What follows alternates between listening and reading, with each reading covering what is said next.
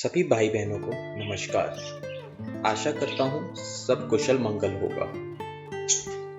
आज हम बात करेंगे सामवेद में एक श्लोक के बारे में। क्या है वो श्लोक, पहले ये जानते हैं। कदाचन सतरीसी नेन्द्र सचसी दाशुषे उपोपेनु मघवन भू इन्नु ते दान देवस्य प्रचेते। ये मंत्र सामवेद में बतलाया गया है। आइए इसका अर्थ समझते हैं। पहले परमेश्वर कभी किसी के कर्म को निष्फल नहीं करता। हम जैसा कर्म करते हैं हमें वैसे ही फल की प्राप्ति होती है। गीता में ही कर्म को प्रधान बताया गया है। परमात्मा कभी भी किसी भी निरपराधी को दंड नहीं देते हैं।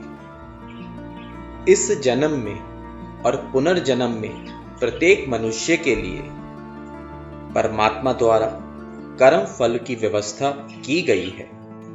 जिसका जैसा कर्म होगा उसको वैसा ही जीवन मिलेगा, उसको वैसे ही सुख दुख मिलेंगे।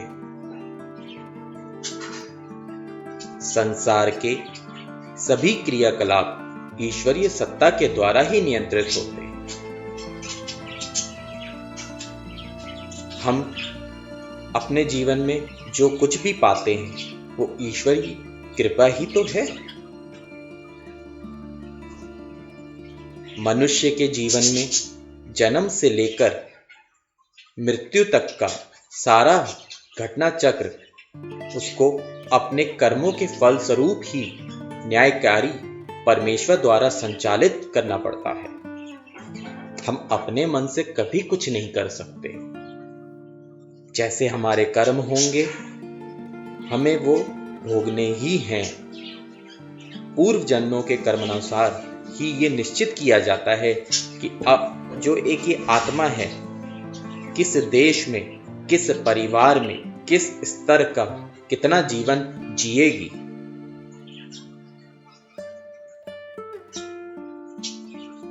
इसको हम एक और तरीके से समझ सकते हैं। जैसे अगर एक ही समय में जन्म लेने वाले दो बच्चों में एक किसी राजा के घर उत्पन्न होता है और दूसरा झुग्गी झोपड़ी में। एक बच्चा जन्म से ही मेधावी होता है और दूसरा मंदबुद्धि। एक बलिष्ठ बलवान होता है और दूसरा सदा रोगी। एक बच्चा दीर्घायु होता है और दूसरा अल्पायु। ऐसा नहीं है कि ईश्वर ने पक्षपात से किसी के जीवन को सुख सुविधाओं से भर दिया हो और किसी निरपराधी को अकारण ही दंड स्वरूप दुख दारिद्र्य की अग्नि में झोंक दिया हो। ये सब उस कर्म फल के विधान से ही होता है। जैसा कर्म होगा परमात्मा हमें वैसा ही जीवन देगा। और इस जन्म में जो जैसे कर्म करता है उसी के अनुसार आत्मा के अगले जन्म की व्यवस्था भी ईश्वर ही करता है। आत्मा को इस जीवन मरण के चक्र से मुक्ति मिलनी है या फिर से 84 लाख योगियों के चक्कर में भटकना है, ये उसके कर्म पर निर्धारित होता है। उसका अगला जन्म पुनः मनुष्य योनि में ही होना है या किसी पशु या किसी पक्षी के रूप में होना है। ये सब का हमारे अपने कर्मों पर निर्भर करता है। अगर इस जन्म में जैसे अच्छे बुरे कर्म किए हैं उन्हीं के अनुसार अगले जन्म में उसे सुख सुविधाएं भी मिलती हैं तथा दुख व कठिनाइयों के रूप में प्रायश्चित करने का अवसर भी मिलता है। आजकल के समाज में एक अलग ही स्थिति उत्पन्न है। कर्म के बारे में बहुत ही कम लोग सोचते हैं। बस हर एक के मन में ये रहता है हम अपना अच्छा कर लें, चाहे दूसरे का भला हो चाहे ना हो। याद रखिएगा दोस्तों, अगर हम जग कल्याण की भावना अपने मन में नहीं रखेंगे तो हमारे कर्म कभी भी अच्छे नहीं हो सकते। लोगों को ना तो ईश्वर पे विश्वास है और ना उसकी कर्म फल की व्यवस्था पर। फल स्वरूप आजकल लोग षड्यंत्र रचते हैं, सिर्फ अपनी इच्छाओं के बारे में सोचते हैं, तभी वो लोग भटकते रहते हैं। आजकल के इस जीवन में लोगों को एक दंड का भय ही नहीं रह गया है। भगवान के सामने भी हम जब जाते हैं तो सिर्फ भगवान हमें ये दे दीजिए, हमें वो दे दीजिए, बस यही सोचते हैं। लेकिन भगवान का जो दंड होता है उसके बारे में आज के इस जमाने में कोई नहीं सोचता।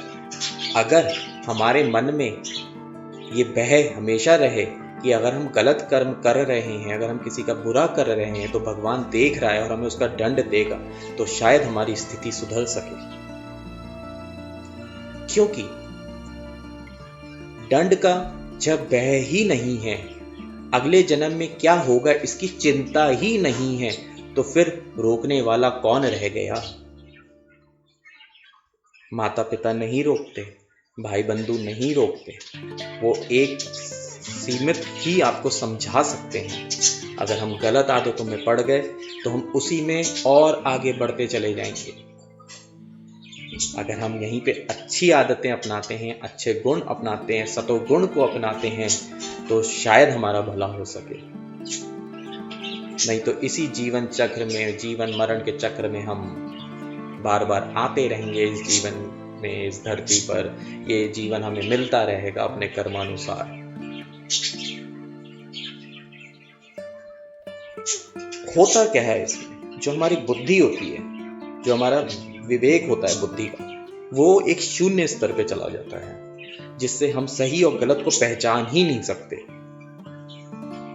जो कुछ अच्छा लगा, जहां हमें कुछ लाभ दिखा, जहां मजा आया, बस उसी ओर हम चल पड़ते हैं। और लाभ तो जहां दिखा तो हम आपको अधिकतर लोग वहीं मिलेंगे, भले वो सही हो या गलत हो।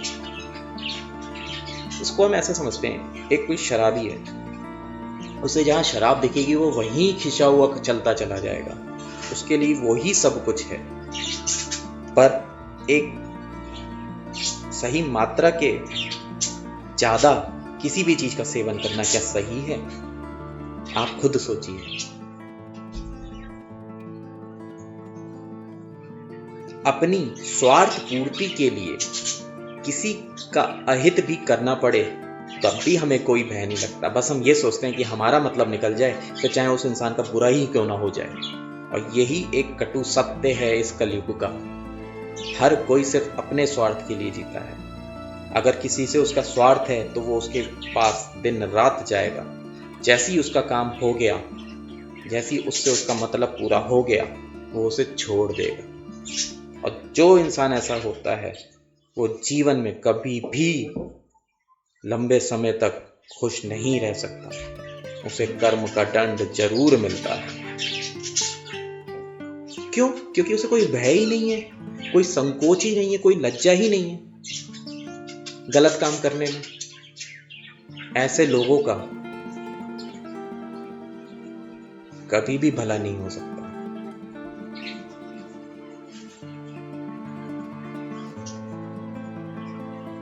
भोजन के अतिरिक्त और किसी बात की इंसान को चिंता नहीं होती, या वासना भी कह सकते हैं। एक वासना और एक भोजन ही एक ऐसी चीज है जिसके बारे में इंसान, आज का इंसान यही सोचता रहता है। मनुष्य को परमेश्वर ने जो इतने अनुदान वरदान दिए हैं, इतना कुछ मनुष्य को भगवान ने दिया है कि अगर मनुष्य चाहे तो अपनी कुंडलिनी शक्ति जागृत करके क्या कुछ नहीं कर सकता, अपना जीवन कैसे नहीं सुधार सकता, अवश्य सुधार सकता है। लेकिन हमारा ध्यान उस तरफ जाता ही नहीं है।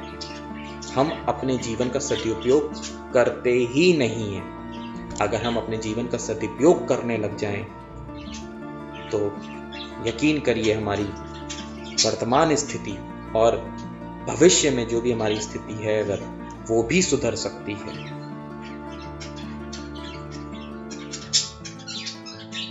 अगर हम सदुपयोग की शक्ति को अपना लें तो हमारा मानव योनि का जन्म सफल बन सकता है। अच्छे विचारों को अपना लें तो हमारे आगे जीवन में आने वाली कठिनाइयां कम हो सकती हैं। पर आजकल के इस ज़माने में अगर हम ऐसी बातें करते हैं, किसी को समझाते हैं, कुछ अच्छा समझाते हैं, तो वो यही कहता है कि आप अपना जो भी बात कह रहे हैं वो हमें समझ में नहीं आ रही। ऐसा आपने सुना होगा। कोई भी इंसान जो एक गलत रास्ते पे चल पड़ा हो और अगर आप उसको समझा रहे हो, अगर वो समझ गया तो बहुत ही अच्छी बात है, और अगर वो नहीं समझता तो आप खुद 1 महीने बाद या 6 महीने बाद देखेंगे वो और ज़्यादा गहराई में, पाप की गहराइयों में घुसता चला जाता है। ये एक दलदल है, इससे बाहर निकलना बहुत मुश्किल है और इससे निकलने का एक ही मार्ग है, परमात्मा का हाथ थाम लो, अच्छे कर्म करो। होता क्या है इसमें कि हम अपने पिछले जन्मों के पाप कर्मों को तो भुगत ही रहे हैं, हम उनको तो खत्म ही नहीं कर पाए और हम और पाप करने लग गए, तो भाई हमारे पाप तो कभी नष्ट होंगे ही नहीं। यही आज के वर्तमान की स्थिति है कि हम अपने पुराने जन्मों के पाप को ही बोझ लिए जन्म लेते हैं, उन्हीं में जीवन व्यतीत करते हैं और लगातार पाप करते चले जाते हैं। तो अगले जन्म में भी आप सोच लो कि आपको एक क्या कह सकते हैं, कठिनाइयों का सामना करना ही पड़ेगा। क्यों? क्योंकि आपने परमात्मा का हाथ तो थामा नहीं, अच्छे विचार अपनाए नहीं अपने जीवन में। तो कौन भुगत रहा है? हम ही तो भुगत रहे हैं। इसी कारण हमें अपने जीवन में दुख व कठिनाइयों को झेलना पड़ता है, क्योंकि हमारे पाप तो कभी नष्ट हुए ही नहीं। क्यों? क्योंकि हम प्रायश्चित तो करते ही नहीं है किसी भी चीज का। हम अगर गलत रास्ते पे चलते हैं तो और उसमें आगे बढ़ते चले जाते हैं, नए नए रास्ते ढूंढते हैं। जैसे कहा जाता है ना, एक नदी में कई नदियां मिलती हैं और एक ही नदी से कई नदियां निकलती हैं।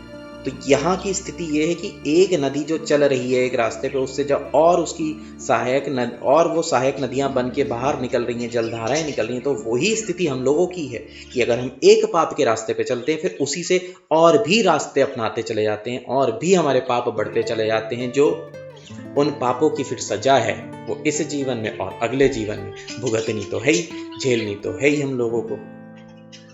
प्रायश्चित हम करते नहीं, उल्टा और पाप कर्मों में फंसे चले जाते हैं और पाप कर्म करते चले जाते हैं। अगर जीवन में बनना है तो गंगा की तरह बनो, जो हमारी महानदी है, जिसमें सब कुछ समाता चला जाता है और फिर भी वो एक ही रास्ते पे चलती चली जाती है। गंगा जी की बहुत सहायक नदियां हैं, सब उसमें मिलती हैं, और पाप हमारे और उस नदी में मिलने के बाद भी जो भी उसमें डुबकी लगाता है, और गंगा जी की जो एक कहा जाता है कि इसमें पाप धुलते हैं, वो जो एक विशेष चीज है वो नष्ट नहीं होती। वो तब भी अपने उन्हीं कर्मों, मनुष्य के कर्मों के पापों को धोती हैं। वैसा बनो। अगर ठीक है हमने पाप किया तो उस रास्ते को छोड़ के अच्छे रास्ते पे चलो। धीरे धीरे धीरे धीरे आपके जीवन में कठिनाइयां कम होने लग जाएंगी, पाप की गठरी खत्म होने लग जाएगी।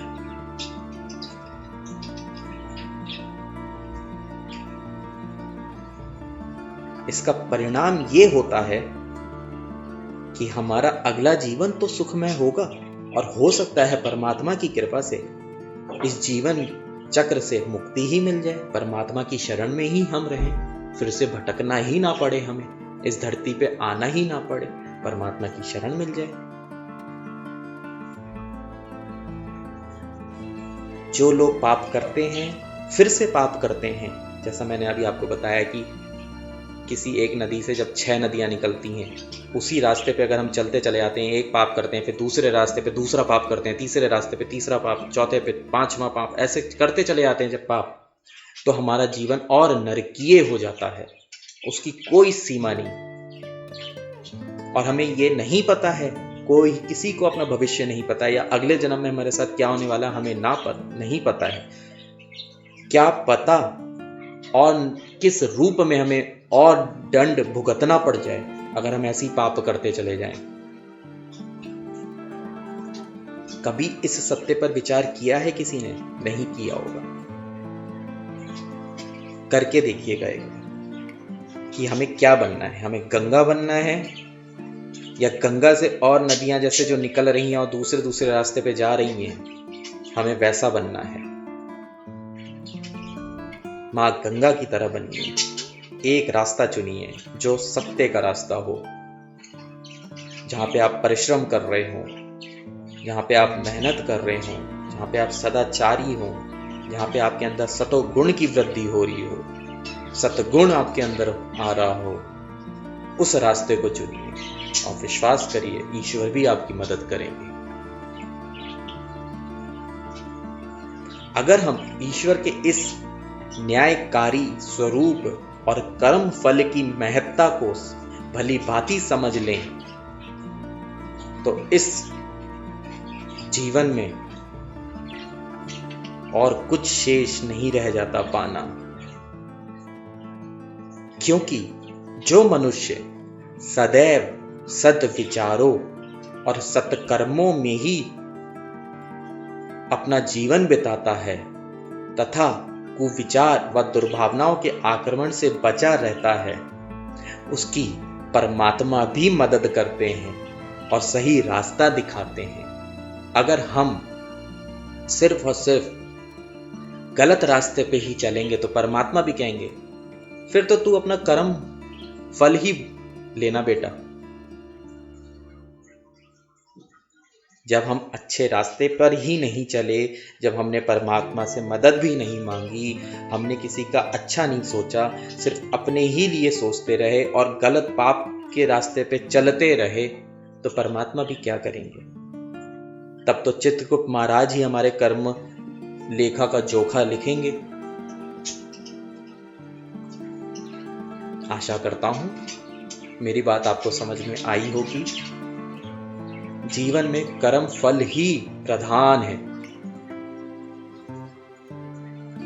आपने सुना भी होगा, अगर आपने कहानियां पढ़ी होंगी, जिसमें कहा जाता है भगवान जो हमारे त्रिदेव हैं वो भी कर्म में बंधे होते थे। अगर ब्रह्मा जी ने किसी को, असुर को, महिषासुर को ही ले लेते हैं, महिषासुर को वरदान दे दिया कि तुम्हारी हत्या त्रिदेव या कोई भी विश्व की शक्ति जो इस समय जागृत है वो नहीं कर पाएगी, तो त्रिदेव भी उसको नहीं मार पाए।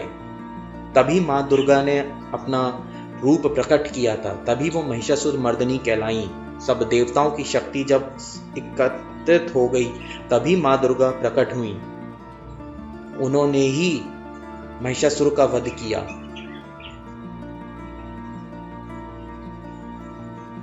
इससे हमें ये शिक्षा मिलती है कि अगर एक मनुष्य जिसने ब्रह्मा जी से वरदान पाया, क्या त्रिदेव इतने सक्षम नहीं थे कि वो महिषासुर का वध कर सकते थे? वो कर सकते थे, लेकिन वो भी अपने कर्म में बंधे हुए थे, क्योंकि उन्हें भी ब्रह्मा जी के वरदान का मान रखना था। इसीलिए कर्म फल प्रधान है। क्योंकि उस महिषासुर की जो नियति थी उसमें कर्म में ये लिख गया था कि तुम्हें कोई भी शक्ति जो इस समय इस संसार में है वो नहीं मार सकती। तभी माँ दुर्गा का प्राकट्य हुआ।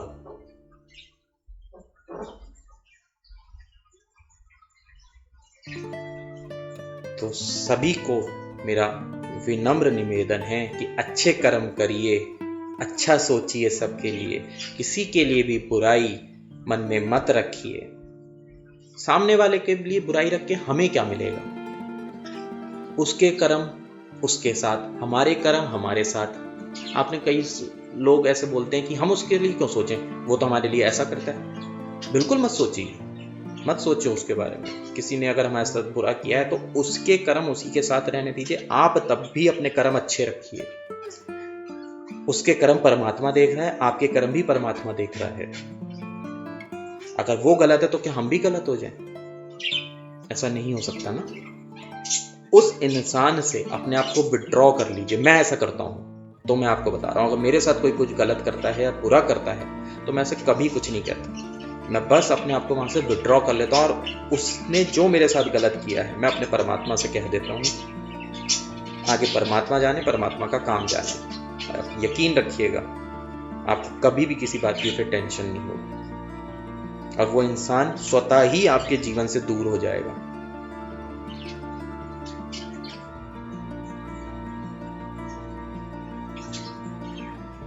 इसी बात के साथ मैं अपनी वाणी को विराम देता हूँ।